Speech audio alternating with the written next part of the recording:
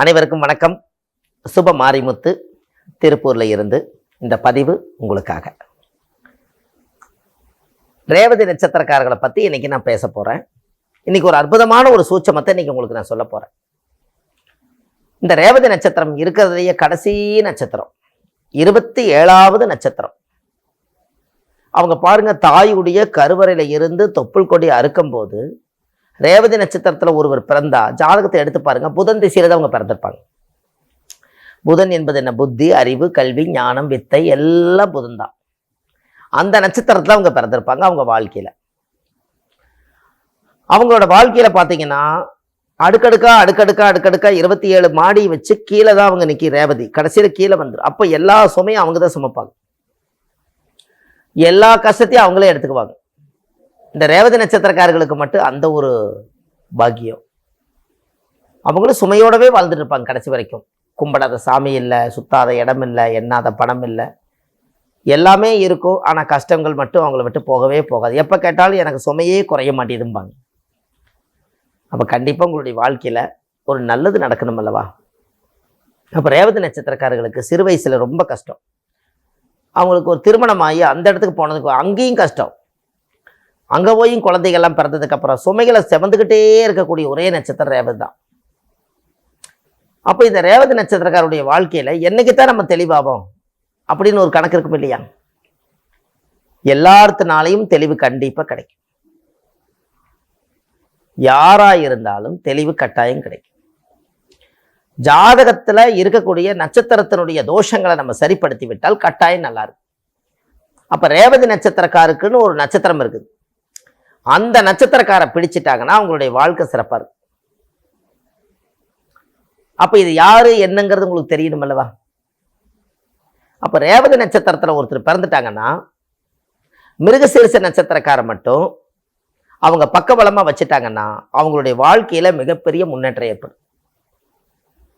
தெய்வத்தினுடைய அனுகூல நட்சத்திரம் மிருகசீரிஷ நட்சத்திரம். ரேவதி நட்சத்திரத்தில் மீனராசியில பிறந்துக்கிறவங்களுக்கு மிருகசீரிஷ நட்சத்திரம் தான் தெய்வ துணை உள்ள நட்சத்திரம். எங்கேயாவது ஒரு காரியத்துக்கு நீங்க போறதா இருந்தா மிருகசீரிஷ நட்சத்திரக்கார கூட்டிட்டு போயிட்டு வாங்க, அந்த காரியம் கைகூடும். ஒரு கடன் கேட்க போறீங்க, ஒரு தொழில் செய்ய போறீங்க, ஒரு பக்கம் ஒரு திறப்பு விழா ஓபன் பண்ண போறீங்க, மிருகசீரிஷ நட்சத்திரக்கார வச்சீங்க. துரோகம் செய்யாத ஒரே நட்சத்திரம் மிருகசீரிஷ நட்சத்திரம். உங்களோட வாழ்க்கையில இதுவரை காலமா கடைசி வரைக்குமே என்னோட வாழ்க்கை சுமையாவே போயிரு நீங்க நினைச்சிட்டு இருந்தவங்களுக்கு யாருடைய சக்தி இல்லைனாலும் தெய்வ சக்தி வேணும் அல்லவா? அப்ப தெய்வ சக்தி வந்தா கொஞ்சம் உங்களுக்கு ஒரு தெளிவு கிடைக்கும்.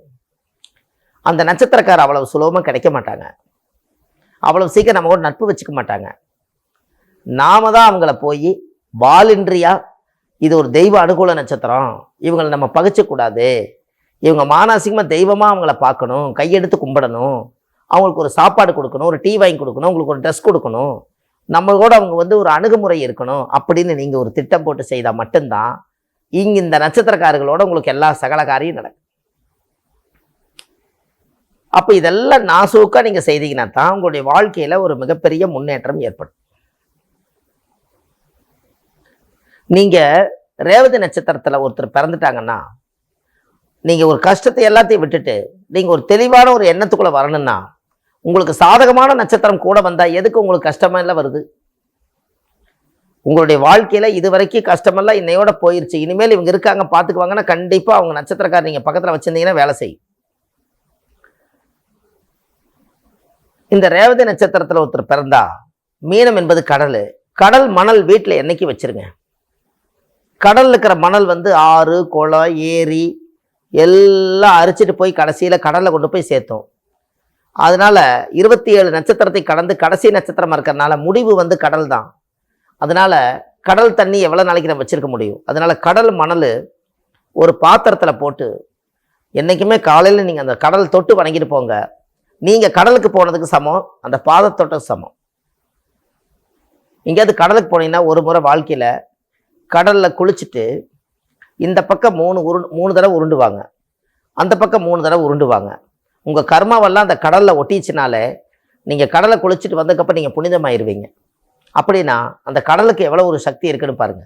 அதனாலதான் மீனம் என்பது கடல், மீன்கள் வாழக்கூடிய ஜீவன்கள் அந்த இடத்துல இருக்கிறனால தான். இன்னும் சொல்ல போனால் இதை விட ஒரு வித்தியாசமான ஒரு பரிகாரம் பண்ணுங்க. நீங்கள் ஒரு மீன் தொட்டி ஒன்று வாங்குங்க. திருச்செந்தூரோ ராமேஸ்வரம் போனீங்கன்னா கடல் மணலை கொஞ்சம் எடுத்துகிட்டு வாங்க. சாமி கிட்ட உத்தரவு கேட்டு எடுத்துகிட்டு வாங்க. எடுத்துகிட்டு வந்து மீன் தொட்டிக்குள்ளே அந்த கடல் மணலை போட்டுருங்க. ஒரு 4-5 மீனை வாங்கி போட்டு டெய்லி அதுக்கு உணவு கொடுங்க. மீன ராசி மீன்களை வளர்த்த வளர்த்த உங்கள் வாழ்க்கை நீங்களும் வளருவீங்க. கடல் மணலும் அதுக்குள்ளேயே இருக்கும், உயிரோட்டமாக இருக்கும். என்னைக்காவது ஒரு மீன் தொட்டி நீங்கள் க்ளீன் பண்ணும்போது அந்த மண்ணை நீங்கள் எடுப்பீங்கல்ல, அதுவும் ஒரு கடலுக்கு போயிட்டு வந்ததுக்கு சமந்தான். டெய்லி கடலுக்கு போயிட்டு வர முடியுமா என்ன? கண்டிப்பாக இந்த பதிவை நீங்கள் இப்படி செய்யுங்களேன். இது நல்ல ஒரு உங்களுக்கு ஒரு சுலபமான பரிகாரம் தானே. காலையில் எழுந்திரிச்சா மீனை பாருங்கள், அதுக்கு பசிக்கும், உணவு கொடுங்க. ஒரு ஜீவனை வாழ்த்துற மாதிரி ஆச்சு. வீட்டில் நீங்கள் 4 பேர் இருக்கிறீங்கன்னா இன்னும் 4-5 பேர் 9 பேர் ஆகி போச்சு நவகிரகமாக. அது முட்டை வைக்க குஞ்சு பொறிக்க இனப்பெருக்கமாகும். உங்கள் வாழ்க்கையும் ஒரு பெரிய மாற்றத்துக்கு வரும். சின்ன சின்ன பரிகாரங்கள் தான் அந்த காலத்தில் முன்னோர்கள் ஒரு வித்தியாசமாக சொல்லி வச்சுருந்தாங்க. முன்னோர்கள் என்னைக்காவது தெப்ப குளத்துக்கு கோயிலுக்கு போனீங்கன்னா தெப்ப குளத்தில் இருக்கக்கூடிய மீன்களுக்கு நெல் பொறி போட்டுவாங்க, அவள் பொறி போட்டுவாங்கன்னு சொன்னாங்க. அப்போ குளத்துலையும் மீன்களும் இருக்கக்கூடிய இடத்த நம்ம தேட முடியாது. அப்போ நாம் மீனை உருவாக்கலாம் அல்லவா? இதெல்லாம் அந்த காலத்தில் முன்னோர்கள் சொல்லி வச்சாதான் இன்னைக்கு ஒரு சின்ன ஒரு டெக்னாலஜியை மாற்றி இன்னைக்கு ஒரு பரிகாரம் அதிகாரமாக இருக்கு. இதெல்லாம் உங்களுடைய வாழ்க்கையில் நீங்கள் தெரிஞ்சுக்க வேண்டிய விஷயம். இந்த நட்சத்திரம் உங்களுக்கு இந்த மிருகசீரிஷ நட்சத்திரக்கார் அதில் ஒரு பெரிய யோகம் என்னென்னா, மிருகசீரிஷ நட்சத்திரம் என்பது கருங்காலி மரம். ஒரு கருங்காலி மாலை ஒன்று நீங்கள் கழுத்தில் போட்டாலே தெய்வத்தை அவங்கள பார்த்தாலே தெய்வம்னு சொல்லிட்டீங்க.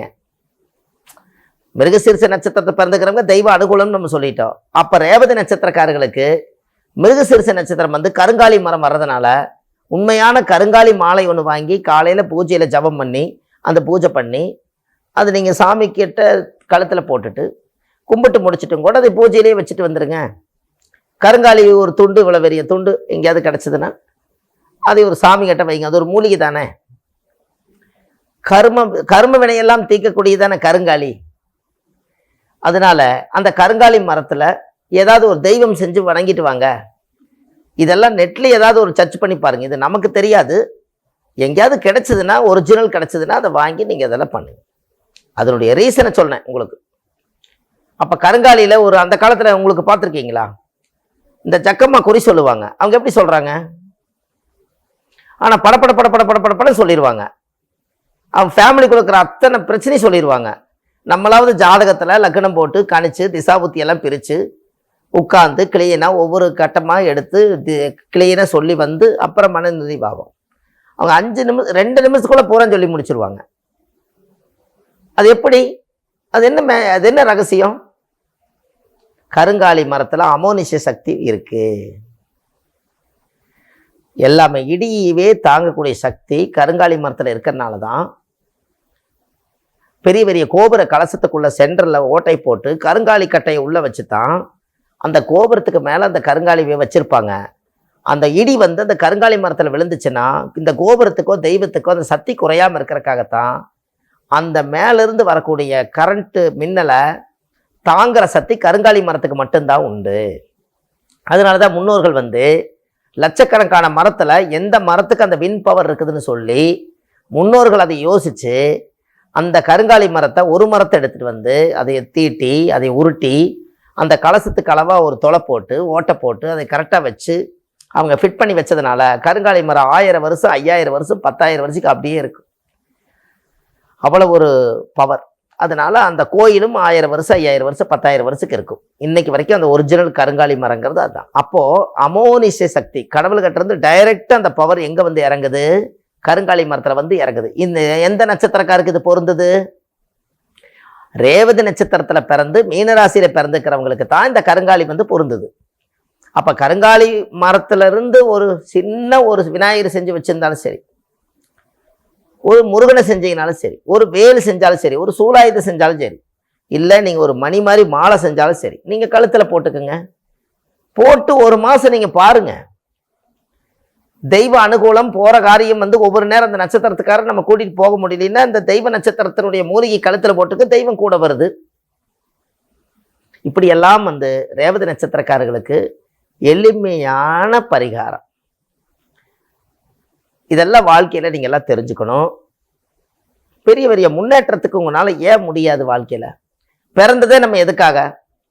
முற்பிறவியில் செய்த பாவத்தை இந்த பிறவியில மனித பிறப்பெடுத்து இருக்கிற கர்ம வினையெல்லாம் நம்ம தீர்த்து நாமளும் புனிதம் அடைஞ்சு நம்ம சந்ததிகளுக்கும் இந்த கர்ம வினையெல்லாம் தீர்த்து அவங்களையும் வாரிசுகளை புனிதப்படுத்தி இந்த ஆத்மா புனித ஆத்மாவா நம்மளுக்கு இந்த பூலோகத்தை விட்டு போறக்காகத்தானே முதல் பிறப்பெடுக்கிறோம்.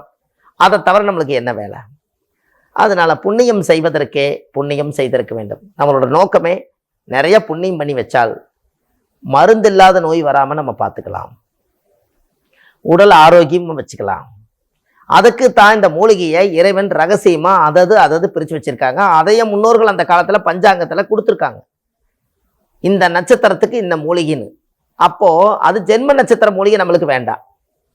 உங்க நட்சத்திரத்துக்கு சாதகமான நட்சத்திரம், தெய்வ அனுகூல நட்சத்திரத்தினுடைய மூலிகை வச்சா தெய்வமே அங்க வருமல்ல. நம்ம தான் ஜென்ம நட்சத்திரமா போயிட்டுமே, ஜென்மத்தை இயக்கி நீங்க என்ன பண்ண போறீங்க? அதனாலதான் உங்க வாழ்க்கையில ஒரு பெரிய ஒரு முன்னேற்றம் காத்துட்டு இருக்குது. கண்டிப்பா இது உங்களோட போகாம ரேவதி நட்சத்திரத்துல பிறந்துக்கிறவங்க கண்டிப்பா உங்க வாழ்க்கையில இருப்பாங்க. அவங்களுக்கு இந்த பதிவை அனுப்புங்க. அவங்களுக்கும் ஒரு தெய்வ அனுகூலமான ஒரு மாலை வாங்கி கழுத்துல போடுவாங்க. ஒரு முருகர் சிலை ஏதோ ஒன்று கருங்காலில் செஞ்சு வைப்பாங்க. இந்த பதிவை அனுப்பலைன்னா அவங்களுக்கு தெரியாமலே போயிடும். உங்களுடைய வாழ்க்கையில் இன்னமும் நீங்கள் நல்லா இருப்பீங்க. ஆன்லைன்லேயே நான் ஜாதகம் பார்க்குறேன். உங்களுடைய வாழ்க்கையில் ஒரு மிகப்பெரிய முன்னேற்றங்கள் எல்லாம் உங்கள் ஜாதகத்தை சுத்தப்படுத்தி வச்சுக்கோங்க. உங்கள் வாழ்க்கையில் நீங்கள் பிறக்கும் போது என்ன கர்மாவை நீங்கள் கொண்டு வந்தீங்களோ அதை கண்டுபிடிங்க. அந்த கர்மவினை தீக்கிறதுக்கு என்ன வழிங்கிற ஜாதகத்தில் கட்டாயம் தெரியும். அதை ஒரிஜினலாக அதை நிவர்த்தி பண்ணிட்டீங்கன்னா வாழ்வது ஒரு முறை, வாழ்த்தட்டும் தலைமுறை என்று சொல்லி அடுத்த பதிவில் உங்களை சந்திக்கிறேன். சுப மாரிமுத்து, திருப்பூர்லிருந்து. நன்றி, வணக்கம்.